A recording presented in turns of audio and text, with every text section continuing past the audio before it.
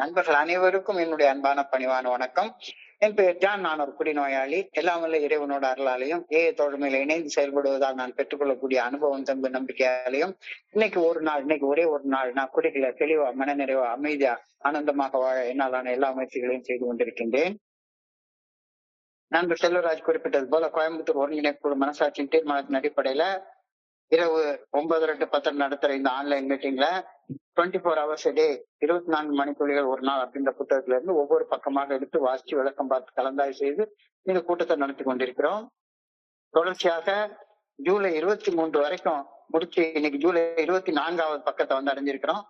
முதல்ல ஜூலை 24க்கான சிந்தனையை வாசிச்சுட்டு அதுக்கப்புறமாக அதற்கான விளக்கத்தையும் கலந்தாய்வையும் செய்ய கடந்து செல்வோம்.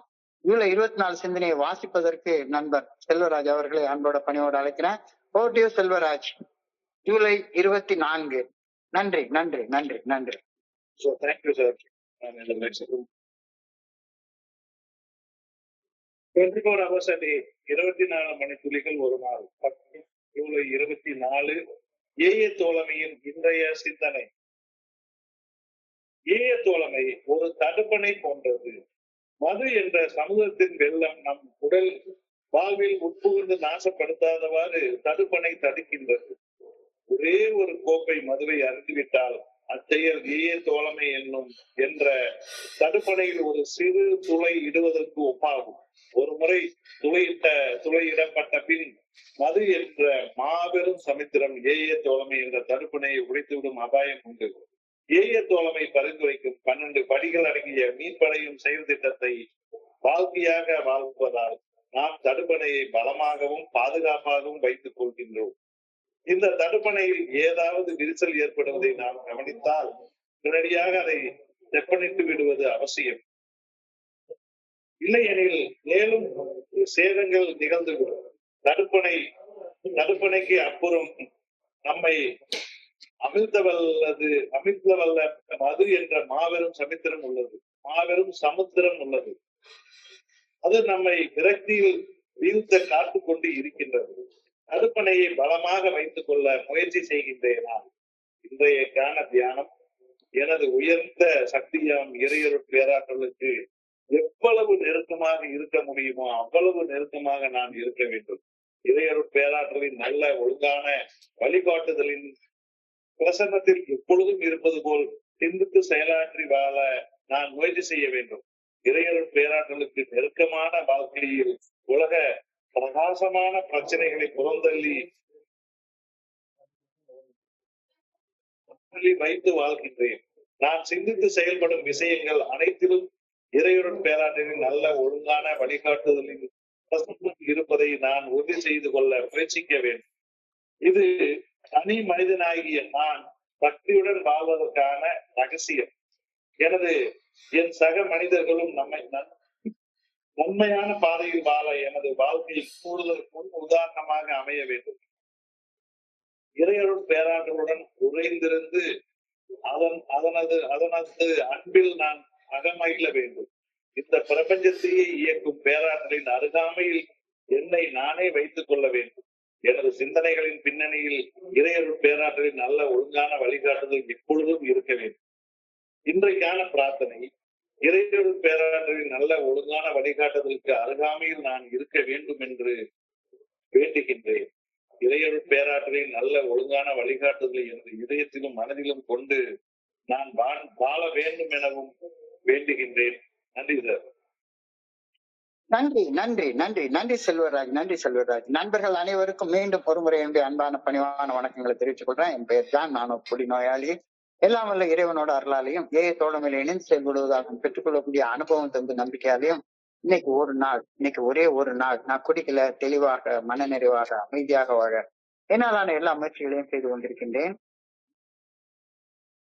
இன்றைக்கு சிந்தனையில மது, ஆல்கஹால், சாராயம் இத குடிநோயாளிகளை அமைத்து சாகடித்து கொண்டிருக்கிற ஒரு ஆழமான சமுத்திரமாக சித்தரிக்கப்பட்டிருக்கிறது.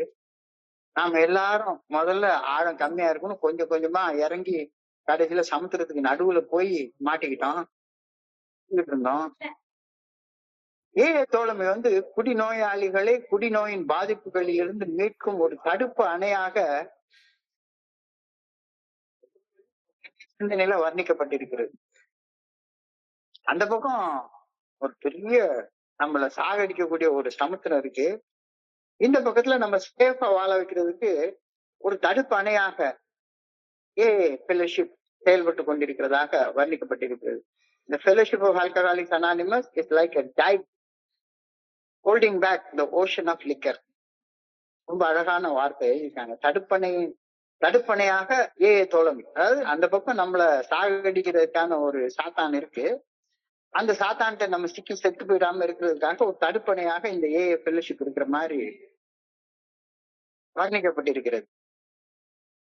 இந்த தடுப்பணையின் பலம் சரியாக இல்லாததாக இருக்கும் பட்சத்துல மது போதையற்ற உடல் நிதானமான வாழ்வும், மன தெளிவுடன் வாழ்கிற வாழ்க்கையும் பாதுகாப்பற்ற பலகீனமான வாழ்க்கையாக தான். நம்ம ஒரு பலமான வாழ்க்கை வாழணும் அப்படின்னா நம்மளையும் இந்த மதுவையும் தடுத்து பிரிச்சிருக்கக்கூடிய தோழமை அப்படின்ற தடுப்பணை, அதோட இருக்கக்கூடிய இணைப்பு ரொம்ப ஸ்ட்ராங்கா இருக்கணும் அப்படின்ற கருத்தை இன்னைக்கு சொல்லியிருக்காங்க. தோழமை, மது என்ற பெருங்கடல், அதுல இருந்து நம்மளை காப்பாத்துற ஒரு தடுப்பணை. மது என்ற பெருங்கடல் ரொம்ப ஆபத்தானது, அது நமக்கு தெரியும், நல்லா தெரியும். சின்ன அப்படின்ற மாதிரி அழிஞ்சிட்டு இருந்தோம். அதுல இருந்து நம்மளை காப்பாத்துற தடுப்பு அணையாக தோழமை வர்ணிக்கப்பட்டிருக்கிறது. இந்த ஆபத்தான கடலை குடிநோயாளிகளிடமிருந்து தடுக்கும் தடுப்பணையாக இந்த தோழமை இன்றைக்கு சொல்லப்பட்டிருக்கிறது. சும்மா கொஞ்சோண்டு, ஒரே ஒரு மூடி அளவு, ஒரு மூடி பாட்டில உள்ள ஒரு மூடி, அந்த மூடி அளவு மதுவை குடிநோயாளி தன்னுடைய உடம்புக்குள்ளார விட்டுட்டான்னா, செலுத்திட்டான்னா, இந்த பாதுகாப்பு தடுப்பணையில ஒரு சின்ன விரிசல் உண்டாயிரும், ஒரு கிராக் உண்டாயிரும். அந்த கிராக் உண்டாயிட்டா மறுபடியும் அந்த தடுப்பணை பலகீனமா மாறிடும். Once the seal is broken, the entire ocean can rust and completely destroy the alcoholic. அப்போ அந்த தடுப்பணை பலமாக இருக்கணும். ஒரே ஒரு மூடி, கொஞ்சோண்டு உடம்புக்குள்ளார லிக்கரை நம்ம விட்டுட்டோம்னாலும் அந்த டைக்ல, தடுப்பணையில ஒரு கிராக் உண்டாயிரும். கிராக் உண்டாயிட்டா வீக் ஆயிரும். ஸோ தடுப்பணை உடைஞ்சா என்ன ஆகும்? அவ்வளவுதான், அழிவை நம்ம சொல்லவே முடியாது. ஒரு டேம் கொலாப்ஸ் ஆனா என்ன ஆகும்? தடுப்பணை உடைந்தால் மது என்ற ஆழ்கடல்ல மீண்டும் குடிநோயாளி சிக்கி சின்னாபின்னமாகி சீரழிஞ்சு மூழ்கி மரணம் அடைவது சாத்தியப்பட ஆரம்பிச்சிடும். ஸோ இந்த தடுப்பணைய நம்ம ஸ்ட்ராங்கா வச்சுக்கணும். எனவே ஒரு குடிநோயாளி குடிநோயிலிருந்து பாதுகாப்பாக வாழும் வாழ்க்கையை உறுதி செய்யப்பட வேண்டும் என்றால் அவர் தோழமை பரிந்துரைக்கக்கூடிய 12 படிகள் அடங்கிய மீட்படையும் செயல் திட்டத்தை வாழ்க்கையாக வாழ்வதில் தன்னுடைய முழு கவனத்தையும் செலுத்தணும். தடுப்பணையுடைய வலு, தோழமையுடைய இணைஞ்சிருக்கிற இணைப்பு தான் அந்த தடுப்பணை. அந்த இணைப்பு 12 படிகள் அடங்கிய மீட்படையும் செயல் திட்டத்தை வாழ்க்கையாக வாழ்றதால வலுவோடு இருக்குது.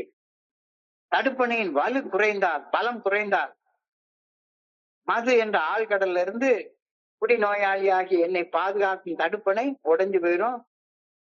அதுக்கப்புறம் மறுபடியும் ஆழ்கடல்ல சமுத்திரத்துல சிக்கி நான் வீணா போயிடுவேன், செத்து போயிடுவேன்.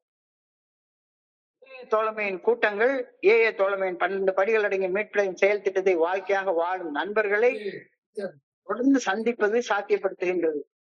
தோழமையின் கூட்டத்துல என்ன பண்றோம்? இங்க வர்றோம், இங்க எல்லாரும் என்ன பண்றோம்? எல்லாருக்கும் தோழமையுடைய 12 படிகள் அடங்கிய மீட்படையும் செயல் திட்டத்தை வாழ்க்கையாக வாழ்ந்த அனுபவத்தை தான் பகிர்ந்து கொள்றாங்க. இங்க தோழமையின் அந்த 12 படிகள் அடங்கிய மீட்படையும் செயல் திட்டத்தை வாழ்க்கையாக வாழ்றவங்களுடைய அன்பையும் ஆதரவையும் பெறுவதால் இந்த தடுப்பணை தோழமையில நமக்கு இருக்கிற அந்த கனெக்ஷன், அந்த தொடர்பு வலுப்படுத்தப்படுகின்றது. குடிநோயின் வாழ்வில் இந்த விலகி வாழ எனக்கு அளிக்கப்படக்கூடிய பாதுகாப்பு உறுதி செய்யப்படுகின்றது. தோழமையில தொடர்ந்து வர்றதுனால நடக்கக்கூடிய பெனிஃபிட்ஸ் சொல்றாரு.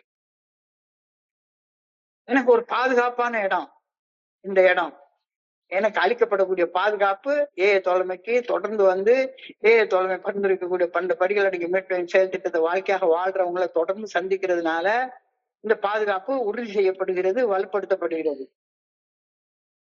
உலகத்துல வாழக்கூடிய தனி மனிதர்கள் மேல் குடிநோயாளிகள் கொள்ளும் வெறுப்பும் மன கசப்பும் அந்த ரிசன்மெண்ட்ஸ் தடுப்பணையில விரிசல் ஏற்படுவதற்கான முக்கிய காரணம் அப்படின்னு சொல்ற. Resentment is the number one offender. It kills alcoholics more than anybody else அப்படின்ற வார்த்தையை பில்டப் எழுத நம்ம படிக்கிறோம். இதனால இந்த பாதுகாப்பு தடுப்பு அணையில ஒரு விரிசல் உண்டாகுது. அப்போட எனக்கு பிடிக்கல, வெறுப்பா இருக்கு, டெய்லி ராத்திரி ஒரே பேச்சே பேசிட்டே இருக்காங்க, இது என்ன ஃபெலோஷிப், வாழ்க்கையில ஒரு சுவாரஸ்யம் இல்ல, ஒரு பொழுதுபோக்கு இல்ல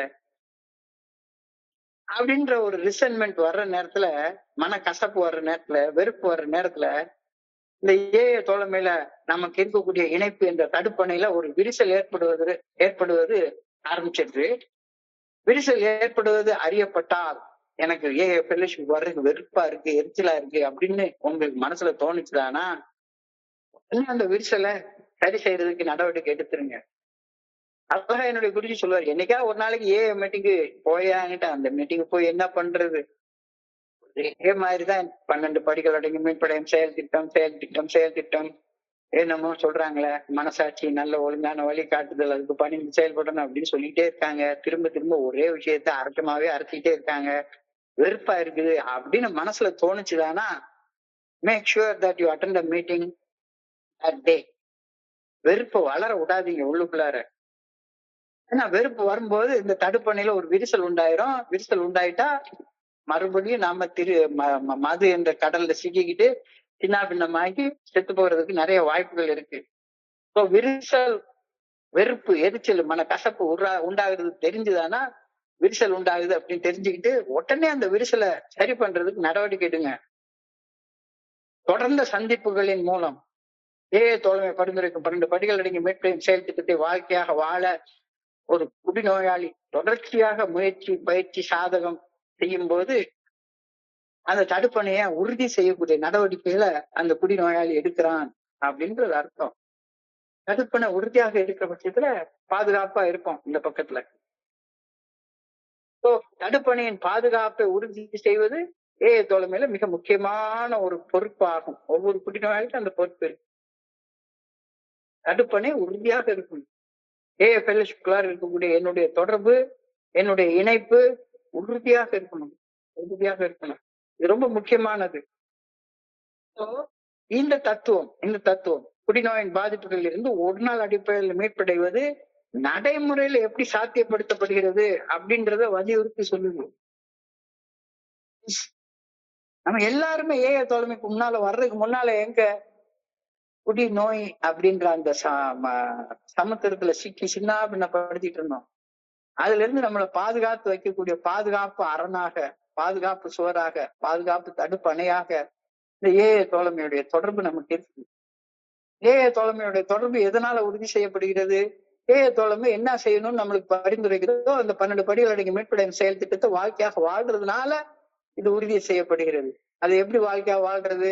ஏற்கனவே அதை வாழ்க்கையாக வாழ்ந்துட்டு இருக்கிற மனிதர்களுடைய தொடர்பை நம்ம உறுதிப்படுத்திக்கணும் அப்படின்ற கருத்து தெளிவாக அழகாக சொல்லப்படுகிறது. ஒரு மூடி குடிச்சா கூட தடுப்பணையில விரிசல் உண்டாயிருக்கு. If you take one glass of liquor, it is like making a small hole in the dike. And once such a hole is made, the whole ocean of alcohol can rush upon us. சின்ன ஓட்டை வெறுமனே ஒரே ஒரு கொஞ்சோண்டு ஒரு class சாராயத்தை குடிச்சிட்டு அந்த இணைப்புல ஒரு ஓட்டை விழுந்துட்டா சமுத்திரத்தோட அந்த ஆற்றல் நம்மள பலமா தாக்கும். நாம அந்த சமுத்திரத்துல அமிழ்ந்து பிரிஞ்சு சின்ன பின்னமாய் செத்து போறதுக்கு வாய்ப்புகள் நிறைய. மோசம் செய்வது முதல் கோப்பை மது. First drink does the damage. மோசம் செய்வது முதல் கோப்பை மது. ஒரே ஒரு கோப்பை மதுவை ஒரு குடிநோயாளி தன்னுடைய உடம்புக்குள்ளார குடிச்சிட்டான்னா அந்த குடிநோயாளி தோழமையுடன் இணைந்திருக்கும் இணைப்பில் ஒரு விரிசலை உருவாக்கி விடுகின்றான். இதனால வரைக்கும் நல்லா இருந்துட்டு இருந்தா என்னது அந்த விரிசலை உண்டாக்கும்? ஒரே ஒரு கோப்பை மது குடிச்சுட்டா உண்டாயிரும். அந்த ஒரே ஒரு கோப்பை மதுவை ஏன் குடிக்க போறோம்? வெறுப்பு, எரிச்சல், மனக்கசப்பு, இதனால குடிக்க போறோம். எரிச்சலையும் வெறுப்பையும் மனக்கசப்பையும் மனசுக்குள்ளார வர்றதுக்கு அனுமதிக்காதீங்க அப்படின்ற கருத்து இன்னைக்கு சிந்தனையில சொல்லப்பட்டு இருக்கிறது.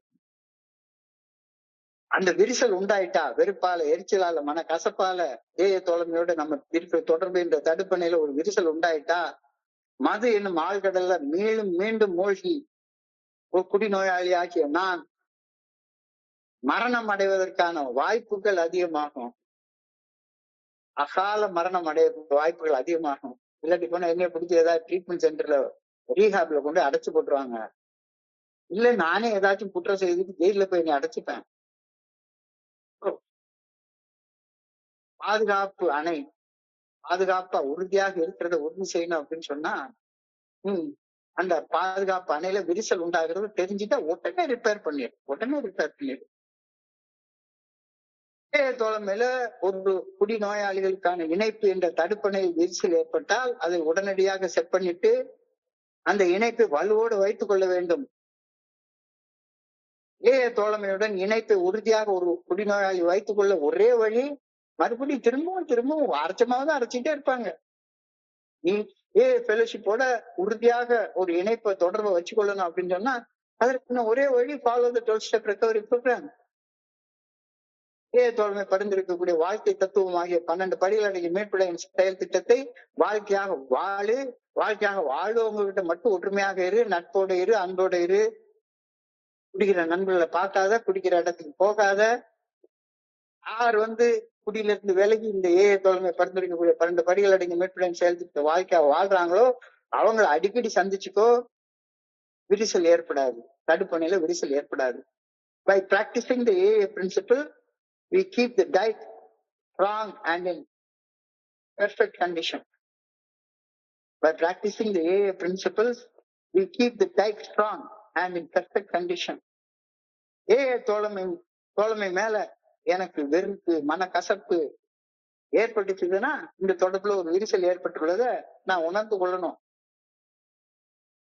விரிசல் ஏற்பட்டதுன்னு தெரிஞ்சிருச்சுதானா, ரிசைன்மெண்ட் இருக்கு அப்படின்னு தெரிஞ்சிருச்சுதானா உடனே போய் ஸ்பான்சரை பாரு, உன்னை அன்போடு ஆதரிக்கக்கூடிய ஒரு ஆதரவாளரை பாரு, மனசு திறந்து பேசு. அந்த ரிசைன்மெண்ட்னால ஏற்பட்ட விரிசல் மேலும் விரிவடையாமல் இருக்க உடனடியாக அவசர கால நடவடிக்கைகள் எடுத்துரு. நாளைக்கு பாத்துக்கலாம், தள்ளி போடாத, நாளைக்கு பாத்துக்கலாம் அப்படி தள்ளி போடாத, உடனடியாக செப்பனிடும் நடவடிக்கைகளை நான் எடுத்தாக வேண்டும். When we spot any weakness or crack in that dike, we ought to make necessary repairs before further damage is done. இல்லாட்டி போனா விரிசல் ஆகி உள்ள தண்ணி கசிய ஆரம்பிச்சிடும். தண்ணி கசிய ஆரம்பிச்சதும் அந்த பக்கம் பெரிய மோசமான நம்மளை அமிழ்த்தி சாவடிக்கக்கூடிய ஒரு கடல் இருக்கு, அது நம்மளை சாவடிச்சிரும். சிந்தித்து பார்த்து செய்கையை மாற்றி சிறுசா இருக்கையில் திருத்திக்கோ, தவறு சிறுசா இருக்கையில் திருத்திக்கோ, தெரிஞ்சும் தெரியாம நடந்திருந்தா அது திரும்பவும் வராம பார்த்துக்கோ.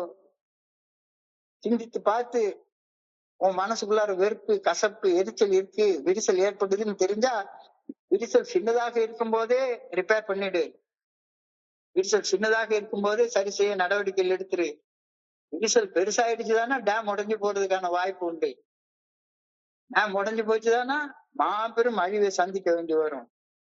தெரிஞ்சும் தெரியாம தோழமை மீது வெறுப்போ மனக்கசப்போ உருவாக்குனத தெரிஞ்சுக்கிட்டேன்னா அது ஆபத்தான ஒரு விரிசல் அப்படின்றத உடனடியாக அறிய உடனடியாக அந்த வெறுப்பு, மனக்கசப்பு அப்படின்ற விரிசல் சரி செய்யப்பட நடவடிக்கையை உடனே எடுத்துரு. காலம் தாழ்த்தாத. தோழமை என்ற தடுப்பணைக்கு அப்பால் ஆபத்தான மது என்ற ஆழ்கடல் இருப்பதை மறக்கவே கூடாது. இங்க விட்டுட்டு போனா இன்னொரு வாழ்க்கை என்ன இருக்கு? உலகம் முழுக்க எல்லாரும் ஒரு ஒரு ட்ரிங்க் என்னடா பண்ண, இன்னைக்கு ஒரு நாள் என்னுடைய தம்பி வீட்டுக்கு போயிருந்தேன். தம்பி மனைவி அழகா பாயாசம் வச்சிருந்தாங்க. நான் ஒரு சுகர் பேஷண்ட். என்னுடைய டாக்டர் எனக்கு சொல்லியிருக்காரு, நீ ஒரே ஒரு ஸ்பூன் சர்க்கரை போட்டு சாப்பிட்டேன்னா உன்னுடைய சுகர் லெவல் 60 ml/dg இன்க்ரீஸ் ஆயிரும். 120 இருக்கிறது 180 மாறிடும். 2 ஸ்பூன் போட்டுங்க 250 240 மாறிடும். வெறும் 2 ஸ்பூன் இவ்வளவு மாற்றத்தை உண்டு பண்ணுவான் அப்படின்னு நினைக்கிறப்ப என்னுடைய தம்பி ஒய்ஃப் சொல்றா, என்ன ரொம்ப நாள் கழிச்சு வீட்டுக்கு வந்திருக்கீங்க, பாயாசம் சாப்பிடுங்க. ஒரு நாள் தானே ஒண்ணுமே செய்யாது அப்படிங்கிறா. விரிசல் ஏற்படுறதுக்கு எல்லா வகையான இது இருக்கு. உடஞ்சிருச்சுதானே மறுபடியும் எனக்கு ஜிப்பு ஜிப்புன்னு ஏறிடும். 5 ஸ்பூன் சுகர் சாப்பிட்டா என்ன ஆகும்? 5000, 30, 300 சுகர் எனக்கு ஏறிடும். எனக்குள்ளார கொஞ்சோண்டு வெறுப்பு, மனக்கசப்பு, எரிச்சல், ஆத்திரம் இதெல்லாம் வர்றத உணர்ந்தேன்னா உடனடியாக விரிசல் ஏற்படுதுடா, கவனமாக இரு, பார்த்து பத்திரமா இரு அப்படின்னு சொல்லி நீ புரிஞ்சுக்கணும். விரிசல் ஏற்பட விரிசல் இன்னும் வைடாக அனுமதிக்கவே அனுமதிக்காத. விரிசல் இன்னும் விரிவடைஞ்சுதானா ஆனா உடஞ்சு போயிடும். ஆனா உடஞ்சு போயிருச்சுன்னா அவ்வளவுதான், மாபெரும் அழிவை நீ சந்திக்க வேண்டி வரும். ஏய தோழமை என்ற தடுப்பணைக்கு அப்பால் ஆபத்தான மது என்ற ஆழ்கடல் இருப்பதை மறக்கவே கூடாது. அந்த மது ஒரு குடிநோயாளியை மீண்டும் விரக்தி என்ற ஆபத்தான நிலை கொண்டு போயிரு. என்னடா வாழ்க்கை, இந்த வாழ்க்கை வாழ்றது செத்து போயிடலாமே அப்படின்னு தோண ஆரம்பிச்சிடும். எச்சரிக்கை எப்பொழுதும் இருக்கணும் ஒரு குடிநோயாளிகிட்ட. ஏன்னா இது வாழ்வா சாவான்ற பிரச்சனை. வேண்டாம், எரிப்பு வேண்டாம், எரிச்சல் வேண்டாம், மனக்கசப்பு வேண்டாம். இருதுன்னா உடனே நடவடிக்கை எடுத்து சரி பண்ணிடு. Outside the dike is the whole ocean of alcohol waiting to engulf the alcoholic again in despair. ஒரு எச்சரிக்கை கொடுத்திருக்கிறாங்க. அவுட்சைட் த டைக், தடுப்பணைக்கு அந்த பக்கம் என்ன இருக்கு? whole ocean of alcohol waiting to engulf the alcoholic again in despair. விரக்தியான மனசோர்வு நிலைக்கு கொண்டு போய் விட்டுரும். இன்றைக்கான கேள்வி, am I keeping the dike strong? இந்த டைக்ன்றது ஏய தோழமையோட எனக்கு இருக்கக்கூடிய தொடர்பு, தடுப்பு அணை. அதுதான் தடுப்பு அணை உறுதியாக இருப்பதை தினசரி உறுதி செய்து கொள்கின்றேனா? தினசரி உறுதி செய்து கொள்கின்றேனா? இல்ல இன்னமும் எனக்குள்ளார எரிச்சல், வெறுப்பு, மனக்கசப்பு, யாராச்சும் ஏ மெம்பர் மேல இவருக்கு மீட்டிங் நான் போகவே மாட்டேன் அப்படின்னு இன்னமும் உனக்கு வெறுப்பு, எரிச்சல்லாம் வருதா? தடுப்பணையில விரிசல் அடிக்கடி ஏற்படுவதை நான் உணர்ந்தால் சிந்தனையில இருந்து தியானத்துக்கு கடந்து போ. சிந்தனையில இருந்து தியானத்துக்கு கடந்து போ. தியானத்துல என்னை விட உயர்ந்த சக்தியாகிய இறையர் பேராற்றுடன் நெருக்கமாக இருப்பது அன்றாட வாழ்க்கைக்கு ஒரு மிகப்பெரிய அடிப்படை ஆதரவை எனக்கு வழங்குகின்றது. வாழ்க்கையுடைய சப்போர்ட்டே மனிதர்கள் கிடையாது, இறையர் பேராற்றுடைய அந்த ஆற்றல் தான் எனக்குள்ளார அது இருக்குது. அந்த ஆற்றல் தான் எனக்குள்ளார அருவமாக மறைவாக உள்ள இருந்து என்னை இயக்கி கொண்டிருக்கிறது. அருள் என்பது அருவம் பிளஸ் உள்ள இருந்து இயக்கக்கூடிய ஆற்றல்.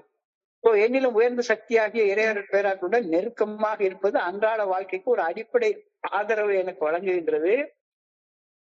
என்னுடைய எண்ணங்கள், நான் பேசுற பேச்சுக்கள், நான் செய்யற செயல்கள், நான் உணர்ற உணர்வுகள், இது எல்லாமே தெய்வீகமாக இருக்கிறத நான் உறுதி செய்து கொண்டால் நான் எனக்குள்ளார ஆழ்மன அமைதி, வலிமை மற்றும் ஒரு பர்பஸ்ஃபுல்லான லைஃப் எனக்குள்ளார வாழ்றத உறுதி செய்து கொள்வேன்.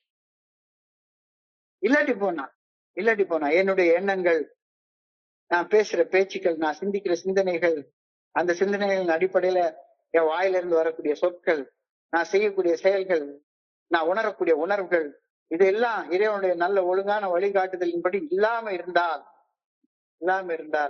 எனக்கு ஆள் மனதில் அமைதி இருக்காது, என்னுடைய செயல்கள்ல வலிமை இருக்காது, என்னுடைய வாழ்க்கைக்கு ஒரு பர்பஸ் இருக்காது.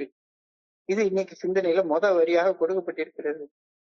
தொடர்ந்து இறையர் பேராற்றலின் பிரசன்னத்தில் இருப்பது போல வாழ்வது என்ற கருத்தில் கவனத்தை குறித்து சிந்திப்பதற்கு இன்னைக்கு தியானத்துல முதல் வரி நமக்கு அழைப்பு விடுக்குது. இதனை பிராக்டிசிங் த பிரசன்ஸ் அப்படின்னு சொல்லி சொல்றாங்க. தியாலஜில பிராக்டிசிங் த பிரசன்ஸ், இறையர் பேராற்றலின் பிரசன்னத்தை உணர்ந்து வாழ பயிற்சி செய்தல். கடவுள் எனக்குள்ளார் எப்பவுமே இருந்து கொண்டு என்னை இயக்கி கொண்டிருக்கின்றார். அவருடைய பிரசன்ஸ் என்னை விட்டு விலகிறதே கிடையாது, இறைவன் என்னை கைவிடுறதே கிடையாது அப்படின்ற அந்த நிகழ்வரி நிலையில வாழ்வதற்கு நான் பயிற்சி செய்ய வேண்டும் அப்படின்னு நான் அழைக்கப்படுகின்றேன். நானும் ஒவ்வொரு நாளையும் கையாளும் விதத்தை மாற்றி அமைத்துக் கொள்ள முடியும். நேற்றுக்கு என்னுடைய ரிசன்மெண்ட்ஸை கையாள முடியாம போய் குடிச்சேன், சத்தம் போட்டேன், திட்டுனேன், கெட்ட வார்த்தை பேசினேன், எதையாவது போட்டு உடைச்சேன், ஓடி ஒளிஞ்சேன், பொறாமையில புறம் பேசினேன், சந்தேகத்துல வேவு பார்த்தேன், காமத்துல உட்காந்து எதையாச்சும் தப்பான விஷயங்களை செஞ்சுட்டு இருந்தேன். ஆனா இன்னைக்கு இன்னைக்கு இறைவனுடைய பிரசன்ஸ், இறைவனுடைய பிரசன்ஸ், இறைவனுடைய பிரசன்னம் எனக்குள்ளார இருக்கிறத உணர்ந்து வாழ்ந்தால் இன்னைக்கு நாள் நான் வாழ்ற விதத்தை மாற்றி அமைச்சு கொள்ள முடியும். எப்படி மாற்றி அமைச்சு கொள்றது? உனக்குன்னு வீட்டுல ஒரு புனிதமான இடத்தை உருவாக்கி வச்சிருக்கல, 3க்கு 3 இடம். அந்த புனிதமான இடத்துல தொடர்ச்சியாக புனிதமான மௌனத்துல சொல்றாரு சும்மா அமர்ந்திருக்கும் முயற்சியை செய்து, அந்த முயற்சியை தொடர்ச்சியாக பயிற்சி செய்து ஆழ்மன அமைதி என்ற சாதகமான நிலையை அடையும் வரை அந்த செயலை சாதகம் செஞ்சுட்டே இரு. அப்போ அந்த தடுப்பணை பாதுகாப்பாக இருக்கும். இந்த நிலையை தான் இன்டர்னல் அவேர்னஸ் அப்படின்னு சொல்றாங்க. இன்டர்னல் அவேர்னஸ் சொல்றதை விட இன்டென்ஷனல் அவேர்னஸ். இன்டென்ஷனல் நான் செய்கின்றேன் அப்படின்ற அந்த உணர்வோட, விழிப்புணர்வோட நீ எப்பவுமே இருக்க கத்துக்கோ. மைண்ட்ஃபுல் ஆக்ஷன்ஸ், நிகழ்வரி நிலையில, விழிப்புணர்வுடன் நிகழ்வரி நிலையில என்ன நடக்குது, எனக்குள்ளார இப்ப கோபம் இருக்கு, பயம் இருக்கு, பொறாமை இருக்கு, சந்தேகம் இருக்கு, காமம் இருக்கு அப்படின்றத உணர்ந்து செயல்பட கத்துக்கோ. யாருமே இந்த உணர்வுகளுக்கு அப்பாற்பட்டவங்க, விதிவிலக்கு எல்லாம் கிடையாது. மைண்ட்ஃபுல் ஆக்ஷன்ஸ், விழிப்புணர்வு, அந்த நிலையில நிகழ்வரி நிலையில செயல்படுதல், ரிஃப்ளெக்ஷன் அண்ட் கிராட்டிடியூட். எப்பவுமே நீ பேசுற பேச்சு கவனத்தோட பேசு. சும்மா தாந்தோண்டித்தனமா பேசாத, தாந்தோண்டித்தனமாக செயல்படாத. கடவுள் எனக்குள்ளார இருக்கிறார், என்னை ஏந்து இயக்குகின்றார் அப்படின்ற நன்றி உணர்வை உனக்குள்ளார எப்பவுமே வளர்த்துக்கோ. Keep close as you can with your higher power. Keep as close as you can with your higher power. Try to think, act, live as though I am always in God's presence. இன்னைக்கு தியானத்துல ரொம்ப எளிமையான வார்த்தைகளா சொல்லியிருக்காங்க. Keep as close as you can with your higher power. Try to think, act, live as though I am always in His presence. இறையர் பேராற்றின் நல்ல ஒழுங்கான வழிகாட்டுதல் குறித்த விழிப்புணர்வு. இந்த விழிப்புணர்வு தான் நிகழ்வரி நிலை அப்படின்னு சொல்றாங்க. மைண்ட்ஃபுல்னஸ் அப்படின்னு அழைக்கிறாங்க. இந்த நிகழ்வரி நிலையில, கான்சியஸ் ஸ்டேட் ஆஃப் மைண்ட்ல எப்பொழுதும் நான் வாழ வேண்டும். நிகழ்வரியா நிலையில, அன்கான்சியஸ் ஸ்டேட் ஆஃப் மைண்ட்ல செயல்படுறது தவிர்க்கப்பட்டே ஆக வேண்டும். முக்கால்வாசி நேரம் அன்கான்சியஸ் ஸ்டேட் ஆஃப் மைண்ட்ல தான் நான் செயல்பட்டுட்டே இருப்பேன். என்ன பேசுறேன், என்ன செய்யறேன் அப்படின்றதே தெரியாம நானே பேசிட்டு இருப்பேன், நானே செயல்பட்டு இருப்பேன். இப்படி வாழ்றதை தவிர்க்கணும் அப்படின்ற கருத்து இன்னைக்கு சொல்லப்பட்டிருக்கிறது. இப்ப இந்த கருத்து தோழமை பரிந்துரைக்கக்கூடிய 12 படிகள் அடங்கிய மீட்பின் செயல் திட்டத்தை வாழ்க்கையாக வாழ்வதால மட்டும்தானே கிடைக்கும். வேற எந்த வகையில கிடைக்கும் அப்படின்னு கொஞ்சம் யோசிச்சு பாருங்க. வேற எந்த வகையில கிடைக்கும்? வேற எந்த வகையிலும் கிடைக்க வாய்ப்பே கிடையாது. கான்சியஸா வாழக்கூடியது. இந்த வழிமுறைகளை பின்பற்றியதன் பலனாக ஒரு ஆன்மீக விழிப்புணர்வை பெற்றோம். 12வது படியில having had a spiritual awakening as the result of these steps. So spiritual awakening is possible only when you live these steps. வேற எந்த வகையிலும் அது பாசிபிள் கிடையாது. தோழமை பரிந்துரைக்கக்கூடிய 12 படிகள் அடங்கிய மீட்படையும் செயல் திட்டத்தை வாழ்க்கையாக வாழ்வதான் இறுதி நோக்கம் தெளிவாக நமக்கு சொல்லப்பட்டு விட்டது. இதைத்தான் திருப்பி எல்லா மீட்டிங்களையும் சொல்லிட்டே உட்கார்ந்துருக்கோம். இந்த சிந்தனை முழுக்க இதே சிந்தனை தான் திரும்ப சொல்லுது. நம்மை விட உயர்ந்த ஒரு சக்தி, நல்ல ஒழுங்கான வழிகாட்டுதலை சார்ந்து வாழ்வது நமக்குள்ளார இருக்கக்கூடிய ஆணவம், அகங்காரம், கர்வம், தற்பெருமை, அடிக்ஷன், செயல் அடிமைத்தனம் மற்றும் உலக போராட்டங்களை கடந்து வாழ்வதற்கு நமக்கு உதவி செய்கின்றது. தன்னலம் மற்றும் தன்முனைப்பில் இருந்து கவனத்தை திருப்பி நான் ஆழ்மன அமைதியோட வாழ்வதற்கு இந்த வாழ்க்கை வழி செய்கின்றது. வேற எப்படி ஆழ்மன அமைதியோட என்னால வாழ முடியும்? கொஞ்சம் தியானிச்சு பார்ப்போம், கொஞ்சம் ஆழமா சிந்திச்சு பார்ப்போம். திரும்ப ஒரே கருத்தை சொல்றாங்களே, எதுக்கு இவங்க உளறிட்டே இருக்காங்களா? இல்ல, ரொம்ப ஒரு டீப்பான கருத்தை நமக்கு சொல்றாங்கன்றது நல்லா புரியுது. என்னை விட உயர்ந்த ஒரு சக்திக்கு நான் என்ன பேர் வேணாலும் வச்சுக்கலாம், என்ன உருவம் வேணாலும் கொடுத்துக்கலாம். ஆனா அந்த உயர்ந்த சக்தியின் ஆற்றல், அந்த உயர்ந்த சக்தியின் பிரசன்னம், அந்த பிரசன்னத்துல நான் வாழ்வதை உறுதி செய்யணும். யாராக இருந்தாலும் சரிதான். ஜெய் ஸ்ரீராம் அப்படின்னு சொன்னா ராமர் வாழ்ந்தது போல வாழு. நமோ நாராயணாய அப்படின்னு சொன்னா கிருஷ்ணர் வாழ்ந்தது போல வாழு. அல்லேலூயா அப்படின்னு சொன்னா ஜீசஸ் வாழ்ந்தது போல வாழு. அல்லாஹு அக்பர் அப்படின்னு சொன்னா அல்லாஹ் உன்னை எப்படி வாழணும்னு நினைக்கிறாரோ அந்த வகையில வாழு. ஓ, என்ன பேர் வேணாலும் வச்சுக்கோ, என்ன உருவம் வேணாலும் வச்சுக்கோ, அதை பத்தி பிரச்சனையே கிடையாது. ஆனால் நீ என்ன வச்சுக்கிட்டியோ அந்த ஆற்றலின் பிரசன்னத்துல வாழ்வதை உறுதி செய்து கொண்டால் உன்னால ஆழ்மன அமைதியோட வாழ்வதும் உறுதி செய்யப்படும். இல்லாட்டி போனா ஆழ்மன அமைதியோட உன்னால வாழ முடியாது. இன்னைக்கு தியானத்துல எல்லா நாளும் ஒரே கருத்து வெவ்வேறு வார்த்தைகள்ல சொல்றாங்களே ஒடிஞ்சு சொல்லப்படுற கருத்து என்னமோ ஒண்ணுதான். பணிவு, நன்றி உணர்வு, ஹியூமிலிட்டி, கிராட்டிடியூட். இது எதனால வருது? இறைவனுடைய நல்ல ஒழுங்கான வழிகாட்டுதலுக்கு பணிந்து செயல்படுவதால பணிவு வருது. இறைவன் என்னை நல்ல ஒழுங்கான பாதையில வழி நடத்துகின்றார் அப்படின்றதுனால நன்றி உணர்வு வருது. இறைவன் என்னை நல்ல ஒழுங்கான பாதையில வழி நடத்துகின்றார் அப்படின்றதுனால என்னுடைய சக மனிதர்களோட அவங்களும் இறைவனால படைக்கப்பட்ட படைப்பு அப்படின்றத உணர்ந்து அவங்களோட உள்ளார்ந்த தொடர்பு கிடைக்குது. அந்த சக மனிதர்களுக்கு பணி செய்து கிடப்பது என்னுடைய தலையாய வேலை அப்படின்னு என்ன நடந்தாலும் சரிதான். இனிமே என்னுடைய வேலை dedicated service to Alcoholics Anonymous. என் சக மனிதர்களுக்கு பணி செய்து கிடப்பது உறுதி செய்யப்படுகிறது. எப்ப எப்ப என்னோட உயர்ந்த சக்தி நீ என்ன பேர் வேணாலும் வச்சுக்கோ, என்ன உருவம் வேணாலும் வச்சுக்கோ, ஆனா அவர் காட்டுற பாதையில நடக்கணும். அவர் காட்டுற பாதையில நடக்கணும். யார் என்ன உருவம் வேணாலும் வச்சுக்கோ, என்ன உருவம் வேணாலும் வச்சுக்கோ. நேற்று ஒரு சினிமா படம் பார்த்தேன். அந்த படத்துல உள்ள சாமி சாராயம் சாப்பிட்டது எல்லாம் பண்ணுது. ஆனா தப்பு செய்யாத சொல்லுது. தப்பு செஞ்சா உன்னை அழிச்சுன்னு சொல்லுது. தப்பு செய்யாத, தப்பு செய்யாத. இது பணிவு, இது நன்றி உணர்வு, இது சக மனிதர்களுடன் உள்ளார்ந்து தொடர்பு கொள்றதுக்கான உதவி செய்யறது, இது சக மனிதர்களுக்கு பணி செய்து கிடப்பதை உறுதி செய்கின்றது. இப்போ என்னுடைய சொந்த வாழ்க்கையில இந்த கருத்து என்ன அர்த்தம் அளிக்கின்றது அப்படின்றத கவனத்தை குவிச்சு சிந்திச்சு பாரு. Keeping close to a power greater than myself in any given situation solves any kind of earthly problems. எனக்கு உலகத்தை ஏகப்பட்ட பிரச்சனைகள் வருது. இந்த பிரச்சனைகள் ஏன் வருது? இறைவனுடைய நல்ல ஒழுங்கான வழிகாட்டுதலை விட்டு தூரமாக விலகி போறதுனாலதானே இந்த உலக பிரகாரமான பிரச்சனைகள் வருது. இறைவன் எனக்குள்ளார இருக்கிறார் அப்படின்றத உணர்ந்து அவர் காட்டுற பாதையில இருந்து விலகி போகாம இருந்தேன்னா என் வாழ்க்கை ஏதாவது பிரச்சனை வருமா? பிரச்சனையே ஏன் வருது? பிரச்சனையை நான் உண்டாக்கி கொள்றதுதானே. பிரச்சனையை எப்படி உண்டாக்கி கொள்றேன்? இறைவனுடைய நல்ல ஒழுங்கான வழிகாட்டுதலை விட்டு தூரமா விலகி போய் எனக்கு பிடிச்சதை செய்வேன், பிடிக்காத செய்ய மாட்டேன் அப்படின்ற வெறுப்பு அடிப்படையில செயல்படுவதால தானே இந்த உலக பிரகாரமான பிரச்சனைகள் வருகிறது. So, keeping close to a power greater than myself is the solution to most of the earth's problems.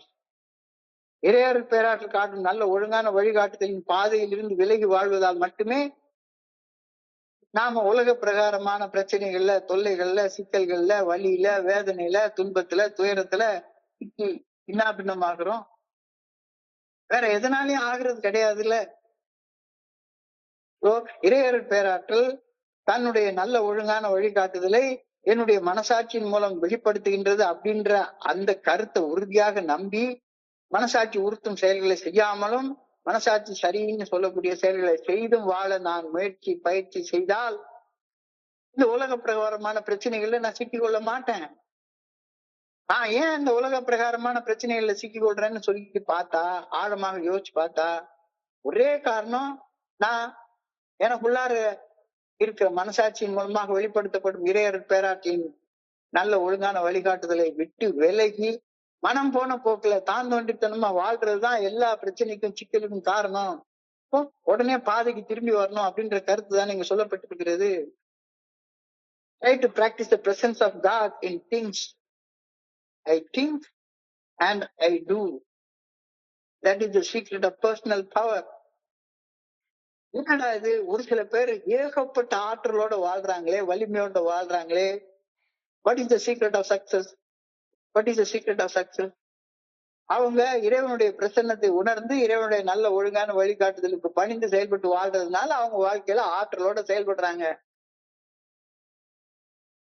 உன்னுடைய மனித ஆற்றலை வச்சு நீ என்னத்த படிச்சாலும் சரிதான், எவ்வளவு வளர்னாலும் சரிதான், உனக்கு உன்னுடைய செயல்கள்ல ஆற்றல் வரப்போறதே கிடையாது.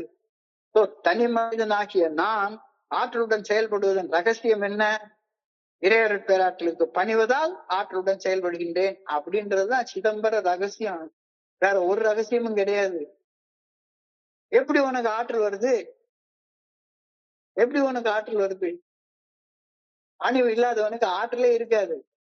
நன்றி உணர்ச்சி இல்லாதவனுக்கு ஆற்றலே இருக்காது. பணிவு நன்றி உணர்ச்சி உள்ளவனுக்கு ஆற்றல் இல்லாம இருக்காது. So try to practice the presence of God in things I think, I speak, I do. That is the secret of personal power. தனி மனிதனாகிய நான் எப்படி ஆற்றலோட செயல்படுறது? அது என்ன ரகசியம்? அது பேராற்றலுக்கு பணிவதால் என்னால ஆற்றலோட செயல்பட முடிகிறது அப்படின்றதுதான் சிதம்பர ரகசியம். வேற ஒரு ரகசியமும் கிடையாது. It is a thing that influences the lives of other people for good. நான் மட்டும் இல்ல, என்னை சுற்றி வாழக்கூடிய சக மனிதர்களையும் நான் என்னுடைய எடுத்துக்காட்டான முன்னுதாரணமான வாழ்க்கையின் மூலமாக நான் ஈர்த்து கொள்கின்றேன். நான் சக்தியோட ஆற்றலோட செயல்பட்டு வாழ்வதால் என் சக மனிதர்களும் அவ்வாறு வாழ எடுத்துக்காட்டாகவும் முன்னுதாரணமாகவும் வாழ்கின்றேன். நான் ஆற்றலோட வாழ்ந்தா என் பக்கத்துல இருக்கக்கூடிய என்னுடைய மனைவி ஆற்றலோட வாழ்வாங்க, என் பிள்ளை ஆற்றலோட வாழ்வான். நான் ஆற்றலோட வாழலைன்னா எல்லாரும் என்னை மாதிரிதான் சோம்பி போய் உட்கார்ந்து எரிச்சலோட ஒருத்தர் சண்டை போட்டுட்டு உட்கார்ந்துருப்போம். இறையர் பேராற்றில் நல்ல ஒழுங்கான வழிகாட்டுதலுக்கு பணிந்து செயல்படுவது ஆழ்மன அமைதி அளிப்பதுடன் அது அகமகிழ்ச்சியையும் அக்களிப்பையும் சந்தோஷத்தையும் ஆனந்தத்தையும் நிறைவையும் அளிக்குது உனக்கு. Abide in the Lord and rejoice in His love. Abide அப்படின்னா என்ன அர்த்தம்? இறைவன் காட்டும் நல்ல ஒழுங்கான வழிகாட்டுதல நடந்து போ. இறைவன் என்னை இவ்வளவு மோசமாக வாழ்ந்ததுக்கு அப்புறமாகவும் ஆசீர்வதிச்சு 70 வயசு வரைக்கும் வாழ வச்சிருக்கிறாரு, இவ்வளவு ஆற்றலோட செயல்படுறாரு, என் மேல எவ்வளவு அன்பு வச்சிருக்கிறார் அப்படின்னு அகமகிழ்வோட இந்த வேலையை செய்யு, சந்தோஷத்தோட செய்யு. புலம்பிட்டே அலையாத. நீ புலம்புனா உன்னைய பார்த்து எல்லாருமே புலம்ப ஆரம்பிப்பாங்க. இறையாறு பேராற்றின் அன்பில் அகமகிழ்வு கிடைக்கின்றது. அன்பை உணர்ந்தால் மனசுக்குள்ளார ஒண்ணு அறியாம ஒரு சந்தோஷம் வரும்.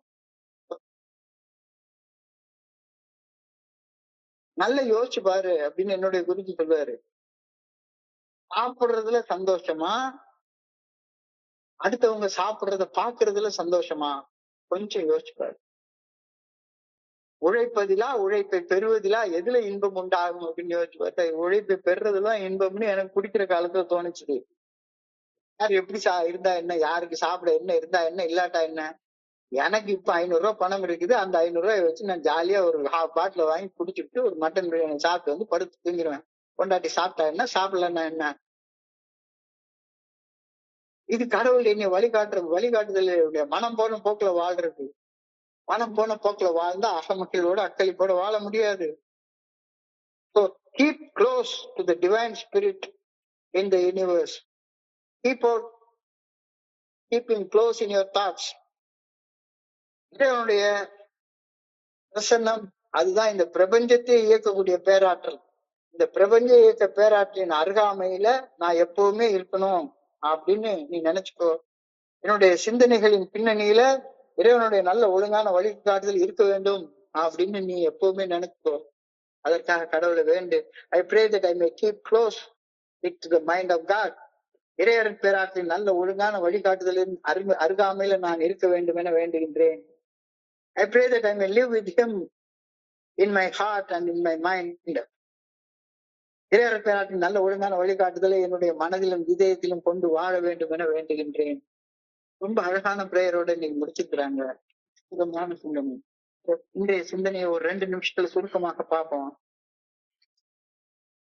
இளைய தோழமையில எனக்கு இருக்கக்கூடிய தொடர்பு மதுவையும் எண்ணெயும் பிரிக்கக்கூடிய ஒரு தடுப்பணையாக ஒரு டைக். டைக் என்பது ஒரு தடுப்பணை. அந்த பக்கத்துல ஒரு பெரிய சமுத்திரம் இருக்கு. அந்த சமுத்திரத்துல நான் உட்கார்ந்து அமிழ்ந்து செத்துட்டு இருந்தேன். அந்த சமுத்திரத்துக்கு இந்த பக்கத்துல இப்ப அமைதியா நிம்மதியா வாழ்ந்துட்டு இருக்கிறேன். ஆனா இந்த அமைதியான நிம்மதியான வாழ்க்கையில மறுபடியும் ரிசன்மெண்ட் வந்தா, எரிச்சல், வெறுப்பு, மனக்கசப்பு, காழ்ப்புணர்ச்சி, சந்தேகம், பொறாமை இதெல்லாம் வந்தா அந்த தடுப்பணையில ஒரு விரிசல் உண்டாயிரும். விரிசல் உண்டாயிட்டா மறுபடியும் கடல் உடைஞ்சி ஒண்ணு மறுபடியும் அந்த சமுத்திரத்துல ஆழ்மீனி சாகிறதுக்கான வாய்ப்பு உண்டு. விரிசல் ஏற்படுறதை கவனிச்சா உடனடியாக நடவடிக்கை எடுத்து அந்த விரிசலை சரி பண்ணிடு. ரிசன்மெண்ட் இருந்தா உடனே உடனே சரி பண்ணிடு. இல்ல இந்த மீட்டிங் எனக்கு பிடிக்கல, இந்த நண்பருடைய தொடர்பு எனக்கு பிடிக்கல, இவர் மேல எனக்கு வெறுமனே எரிச்சலா இருக்கு, காழ்ப்புணர்ச்சி இருக்குது அப்படின்னு சொன்னா விரிசல் உண்டாகுதுன்னு அர்த்தம். விரிசல் உண்டாகுறது தெரிஞ்சுக்கிட்டா உடனே சரி பண்ணிடு. ஒரே ஒரு மூடி கிளாஸ் குடிச்சா கூட அவ்வளவுதான், வீணா போயிருவேன். மோசம் செய்வது முதல் கோப்பை மது. ஒரே ஒரு கோப்பை மது ஒரு குடிநோயாளி தன்னுடைய உடலுக்குள்ள செலுத்திட்டான்னா அந்த குடிநோயாளி ஏழை தோழமையுடன் இணைந்திருக்கும் இணைப்பில் ஒரு சின்ன விரிசல் உண்டாயிரும். அந்த விரிசலால தடுப்பணையே உடைஞ்சு போய் அந்த குடிநோயாளி சாகிறதுக்கான வாய்ப்பு உண்டு. ஸோ எப்படி நான் விரிசல் ஏற்படாம அந்த தடுப்பணையை ஸ்ட்ராங்கா வச்சுக்கிறது? By practising the AA principles we keep the dike strong and in perfect condition. AA தோழமையுடைய எனக்கு இருக்கிற இணைப்பு எதனால உறுதி செய்யப்படுகிறது? ஏஏ தோழமை பரிந்துரைக்கக்கூடிய வாழ்க்கை முறையை வாழ்க்கையாக வாழ்வதால அந்த ஸ்ட்ராங்கா இருக்கிறது உறுதி செய்யப்படுகிறது. So when we spot weakness or crack in that dike, we ought to make necessary repairs before further damage is done. ஏதாச்சும் சின்ன விரிசல் வந்துருச்சுன்னா மேலும் அந்த விரிசல் விரிவடையாம இருக்கிறதுக்கு முன்னால உடனே நடவடிக்கை எடுத்துரு. விரிசல் சின்னதாக இருக்கிறப்பயே சரி பண்ணிடு. சிந்தித்து பார்த்து செய்கையை மாற்றி சிறுசா இருக்கையில் திருப்பிக்கோ. விரிசல் சிறுசா இருக்கையிலேயே திருப்பிக்கோ. தெரிஞ்சும் தெரியாம நீ விரிசல்ல அதிகப்படுத்த விட்டேன்னா வீணா போயிடுவ, பாத்துக்கோ. தோழமை இந்த தடுப்பணைக்கு அந்த பக்கம் என்ன இருக்குது? உன்னைய மரணத்துல அமிழ்த்தக்கூடிய கடல் இருக்குது. Outside the dike is the whole ocean of alcohol waiting to engulf the alcoholic again in despair. Am I keeping the dike strong? தடுப்பணையை உறுதியாக இருப்பதை உறுதி செய்து கொள்கின்றேனா? இல்ல இன்னமும் அப்பப்ப யார் மேலேயாவது கோபம் வருது, எரிச்சல் வருது, தோழமையில போக வேண்டாம் அப்படின்னு எனக்கு ஒரு மனநிலை இருந்தால் இன்றைய தியானத்துக்கு கடந்து போ. என்னிலும் உயர்ந்த சக்தியாக இறையருள் பேராற்றலுடன் நெருக்கமாக இருப்பது அன்றாட வாழ்க்கைக்கு ஒரு அடிப்படை ஆதாரத்தை வழங்குகின்றது. தொடர்ந்து இறையருள் பேராற்றலின் பிரசன்னத்துல இருப்பது அப்படின்ற கருத்தை பிராக்டிசிங் தி பிரசன்ஸ் அப்படின்னு சொல்றாங்க. இறையருள் பேராற்றலின் பிரசன்னத்தை உணர்ந்து வாழ்தல். அந்த உணர்ந்து வாழ்றதுதான் மைண்ட்ஃபுல் லைஃப், கான்ஷியஸ் லைஃப், நிகழ்வரி நிலையில வாழ்றது. இன்டென்ஷனல் அவேர்னஸ்ல வாழ்ந்து கொள், மைண்ட்ஃபுல்லா ஆக்ட் பண்ணு. என்னென்ன சிந்திக்கிற, உன்னுடைய சிந்தனையில பணிவு நன்றி உணர்வு இருக்கா அப்படின்றது அப்பப்போ கவனிச்சுக்கோ. Keep as close as you can with your higher power. Try to think, try to speak, try to act, try to live as though I am always in God's presence. இதனுடைய நல்ல ஒழுங்கான வழிகாட்டுதல் எப்பவுமே எனக்கு கொடுக்கப்பட்டு கொண்டிருக்கிறே இருக்குது. ஸோ கான்சியஸா வாழ்றதுக்கு முயற்சி பண்ணு. அன்கான்சியஸா நிகழ்வரியா நிலையில வாழாத, நிகழ்வரி நிலையில வாழ்றதுக்கு முயற்சி பண்ணு. இந்த கருத்து ஏஏ தோழமை பரிந்துரைக்கக்கூடிய 12 படிகளை நீங்க மேற்படையும் செயல் திட்டத்தை வாழ்க்கையாக வாழ்வதை இறுதி நோக்கமாக கொண்டிருப்பதால் நமக்கு கிடைக்கக்கூடிய ஒன்று. இந்த வழிமுறைகளை பின்பற்றியதன் பலனாக ஒரு ஆன்மீக விழிப்புணர்வை பெற்றோம். அதுதான் வாழ்க்கையில நோக்கம். இந்த நோக்கத்தோட வாழ்றப்ப ஆணவம், அகங்காரம், அடிக்ஷன், செயல் அடிமைத்தனம், பொறாமை, பொச்சரிப்பு, அது இது எல்லாமே போயிடும். உலக போராட்டங்களை கடந்து வாழ அந்த உதவுது. தன்னலம் மற்றும் தன்மனைக்கு கடந்து வாழ உதவுது. நீ உன்னை விட உயர்ந்த சக்திக்கு என்ன பேர் வேணாலும் வச்சுக்கோ, என்ன பேர் வேணாலும் வச்சுக்கோ. என்ன ஜீசஸ்ன்னு சொல்லு, புத்தர்னு சொல்லு, அல்லான்னு சொல்லு, ராமர்னு சொல்லு, கிருஷ்ணன்னு சொல்லு.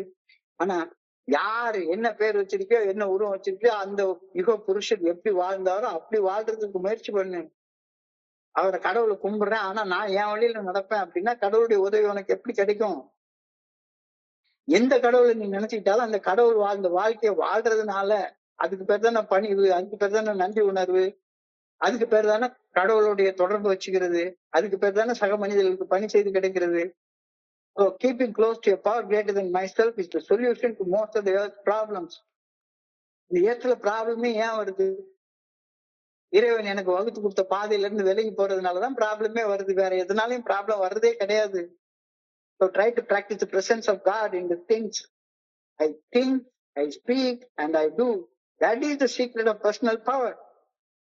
ஒரு தனி மனிதனுக்கு இவ்வளவு ஆற்றல் இருக்கு. எவ்வளவு மனிதர்கள் ஆற்றல் மிக்க மனிதர்களை பாக்குறாங்க. நீங்க எங்க வருது ஆற்றல் வருது?